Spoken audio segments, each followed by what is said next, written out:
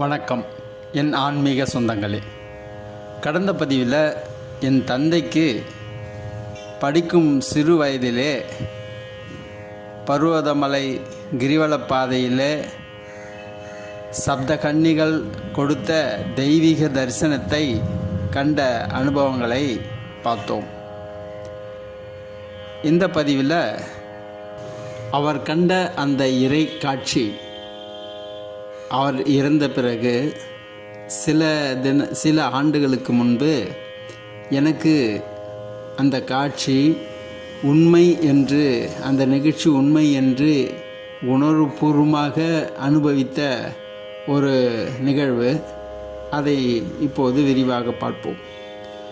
நான் கடந்த சில ஆண்டுகளில் பல ஆண்டுகளாகவே பௌர்ணமி அன்று ஸ்ரீ பூண்டி மகான் ஆற்று சுவாமிகளுடைய ஆசிரமத்திற்கு சென்று இரவு தங்கி பூண்டி மகானுடைய பேரருளை பெற்று வந்து கொண்டிருந்த காலம் அது.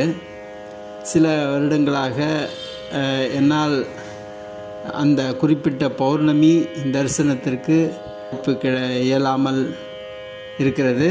என் பூண்டி மகான் மீண்டும் எனக்கு அந்த வாய்ப்பை நல்குவார் என்று நான் பிரார்த்தனை செய்து கொள்கிறேன். அவ்வாறு செல்லும்பொழுது அங்கு நண்பர் ஒருவர் அறிமுகமானார். அவர் பூண்டி மகான் ஆற்றுச்சுவாமிகள் இருக்கும்போதே அவருடைய தாய்க்கு பரிபூர்ணமாக அருள் செய்து அவர் அருளால் பெறப்பட்ட குழந்தை ப்ரொஃபஸர் ராமு என்பவர். அவருக்கு மிக அற்புதமான தமிழ் ஞானத்தை பூண்டி மகான் அருளியிருக்கிறார். சங்க பாடல்களிலிருந்து இலக்கிய பாடல்கள் அனைத்தும் அவர் கரை தேர்ந்தவர். குறிப்பாக திருப்புகழை அவர் பாடும்பொழுது கேட்டுக்கொண்டே இருக்கலாம். அதற்கு வரிக்கு வரி, எழுத்திற்கு எழுத்து, வார்த்தைக்கு வார்த்தை அவர் விளக்கம் சொல்லுவார். அந்த விளக்கத்தையும் அந்த பாட்டையும் நாங்கள் ஒவ்வொரு பௌர்ணமி இரவும் அவரை அமர வைத்து கேட்டுக்கொண்டிருப்போம். குறிப்பாக பாலமுருகன், அதாவது பூண்டி மகானுக்கு பூஜை செய்யக்கூடிய பாலமுருகனும் வந்து அமர்ந்து கேட்டுக்கொண்டிருப்பார். இடையிடையே அவர் என்ன நினைப்பாரோ தெரியாது, ஓடி சென்று பூண்டி மகானுக்கு அணிவித்த மாலை எடுத்து வந்து அவர் கழுத்தில் போடுவார். துண்டை வேட்டியை எடுத்து வந்து அவருக்கு கழுத்தில் போடுவார். இவ்வாறாக அவ்வளவு அருமையான ஞானமிக்கவர் அவர். ஒரு முறை பௌர்ணமிக்கு நான் சென்றபோது இரவு பூஜை 12 மணிக்கு நடக்கும்.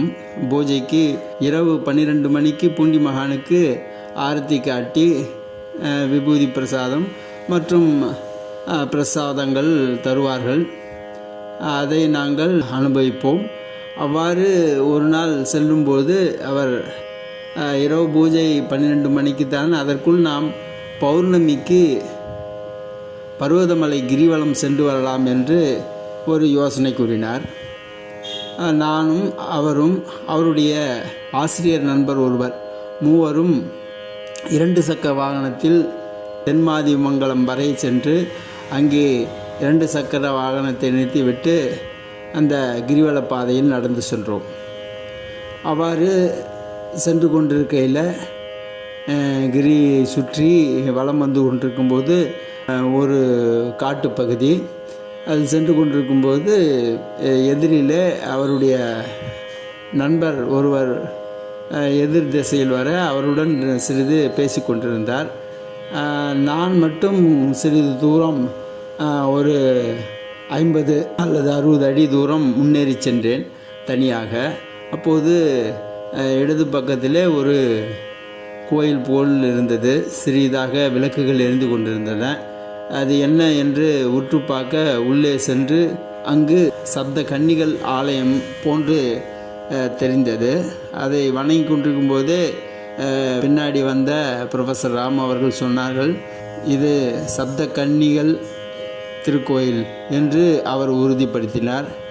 எனக்கு அப்பொழுது என் தந்தைக்கு ஏற்பட்ட அந்த இறை காட்சி அனுபவம் எனக்கு அப்போது நினைவுக்கு வந்தது. இதே கிரிவல பாதையில்தான் அவர் அந்த காட்சியை நேரடியாக பார்த்திருக்கிறார். நேரடியாக தெய்வீக காட்சியாக என் தந்தைக்கு அருளிய அந்த காட்சியை நினைத்து மனக்கண்ணில் ஓட்டி என் கண்ணீர் பனித்தது.